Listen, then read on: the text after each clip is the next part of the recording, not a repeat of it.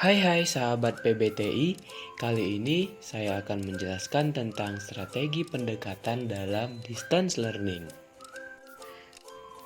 Saat merancang pengajaran untuk pengaturan pembelajaran jarak jauh, baik campuran, terbalik, atau online, kita perlu mempertimbangkan pengaturan dan teknologi yang tersedia.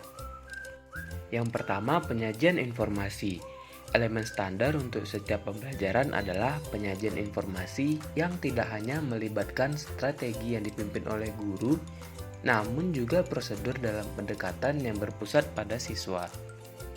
Presentasi dan demonstrasi guru, seperti video yang telah disiapkan oleh guru tentang cara menyelesaikan tugas tertentu yang dapat dilihat sendiri oleh siswa. Yang kedua, presentasi siswa atau kerja dalam kelompok kecil, yaitu sekelompok kecil siswa yang melaporkan solusi mereka ke studi kasus yang telah mereka selidiki. Kita sebagai fasilitator dapat memberikan dukungan dan bimbingan saat mereka mempersiapkan pertanyaan atau poin diskusi. Yang ketiga, sumber daya kelas bisa berupa artikel atau e-book yang telah kita simpan di pusat media perpustakaan sekolah, atau bisa juga seperti DVD atau video. Berlatih dengan umpan balik.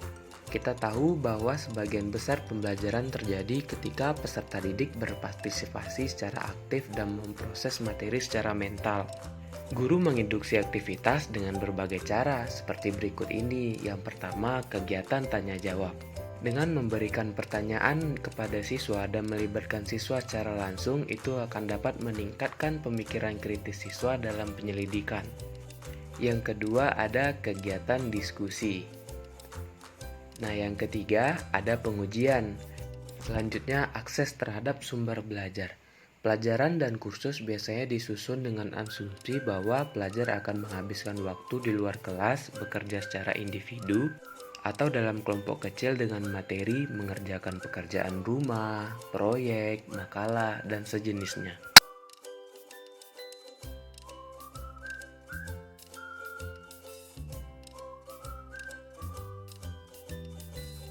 Berikut. Yang pertama, materi teks. Materi teks adalah aset dalam pengalaman pembelajaran apapun. Mereka memberi siswa informasi untuk membantu membimbing mereka dalam pembelajaran. Dalam lingkungan pengajaran online, memberikan bacaan atau lembar kerja tambahan akan membantu siswa mendapatkan kepercayaan diri dalam bekerja secara mandiri. Selanjutnya, materi audio visual. Sama halnya dengan bahan cetak, bahan-bahan tersebut menunjang pengalaman belajar siswa, misalnya seperti DVD atau sumber online lainnya. Yang terakhir ada bahan perpustakaan.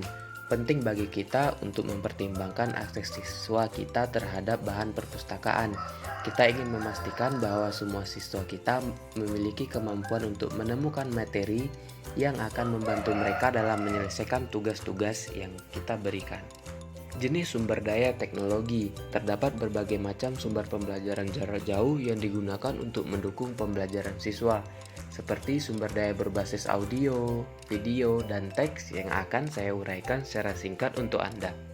Teknologi berbasis audio. Kunci keberhasilan penggunaan audio dalam pengajaran adalah dengan mempertimbangkan sumber daya apa saja yang tersedia bagi siswa di berbagai lokasi, dan menyadari bahwa terkadang audio mungkin cukup untuk menyampaikan pengalaman belajar. Untuk menggunakan audio sebagai pilihan yang layak untuk menyampaikan informasi, sumber daya podcast dapat tersedia bagi siswa untuk penggunaan individu. Teknologi berbasis video.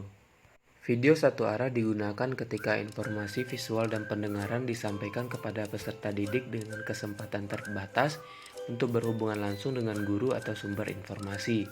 Kita dapat mempersiapkan presentasi menggunakan PowerPoint atau Prezi untuk dikirimkan kepada siswa dan kemudian berinteraksi dengan mereka dalam obrolan online di waktu yang berbeda.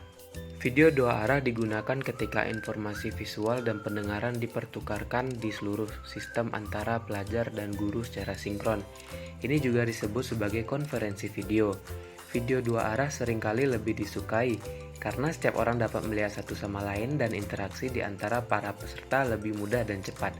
Ketika pelajar masih baru dalam pengalaman pembelajaran jarak jauh, video dua arah memudahkan pelajar untuk terbiasa dengan pembelajaran dalam suasana di mana guru dan siswa terpisah.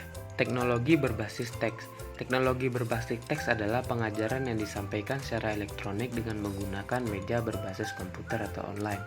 Untuk pembelajaran online, siswa perlu mengakses internet untuk memperoleh materi melalui jaringan. Siswa kita tidak perlu lagi hanya bergantung pada buku teks. Mereka sekarang memiliki akses terhadap materi pendidikan yang terletak jauh di luar tembok gedung sekolah. Kita dan siswa dapat memperoleh informasi yang disimpan di banyak perpustakaan yang jauh dan dapat diakses di seluruh dunia. Selanjutnya, masalah kritis. Ada banyak isu penting yang terkait dengan pembelajaran jarak jauh, terutama saat online. Hal ini mencakup keamanan, pemantauan penggunaan oleh siswa, kebijakan penggunaan yang dapat diterima, dan netiquette. Keamanan. Untuk keamanan, siswa kita harus diinstruksikan untuk tidak memberikan informasi seperti nomor telepon, alamat, atau informasi pribadi lainnya melalui internet secara sembarangan. Dan juga kita harus memiliki izin dari orang tua untuk memposting foto dan karya tulis anak-anak seperti esai, puisi, dan kreasi seni di web. Memantau penggunaan siswa. Guru dan orang tua harus memantau penggunaan internet siswa untuk memastikan bahwa perilaku mereka pantas dan mencegah mereka melakukan hal tersebut, mengeksplorasi materi yang tidak pantas, baik secara sengaja maupun tidak sengaja. Memantau penggunaan siswa. Guru dan orang tua harus kebijakan pengguna yang dapat diterima. Kesepakatan di antara siswa, orang tua atau wali, dan administrasi sekolah yang menguraikan apa yang dianggap sebagai penggunaan internet yang tepat oleh semua pihak yang terlibat. Disebut kebijakan penggunaan yang dapat diterima. Semua pihak menandatangani dokumen tersebut dan menyetujui bahwa mereka telah membaca dan akan mematuhi kebijakan tersebut. Selanjutnya ada kewarganegaraan digital. Ada aturan informasi untuk perilaku yang pantas di internet. Jika internet adalah jalan raya informasi, maka inilah peraturannya. Disebut sebagai kewarganegaraan digital, peraturan berikut ini berlaku untuk email, SMS, dan interaksi lainnya di web. Yang pertama, buatlah pesan Anda singkat dan sederhana. Cobalah untuk membatasi panjang pesan Anda, berpikirlah sebelum Anda menulis, buatlah singkat, deskriptif, dan to the point. Selanjutnya, identifikasikan diri Anda sebagai pengirim di suatu tempat dalam komunikasi, termasuk nama Anda dan alamat sekolah. Selanjutnya, pertimbangan hak cipta dengan cermat. Hanya karena sesuatu dapat disalin secara elektronik, bukan berarti sesuatu tersebut harus disebarluaskan tanpa izin. Semua materi di internet memiliki hak ciptanya masing-masing.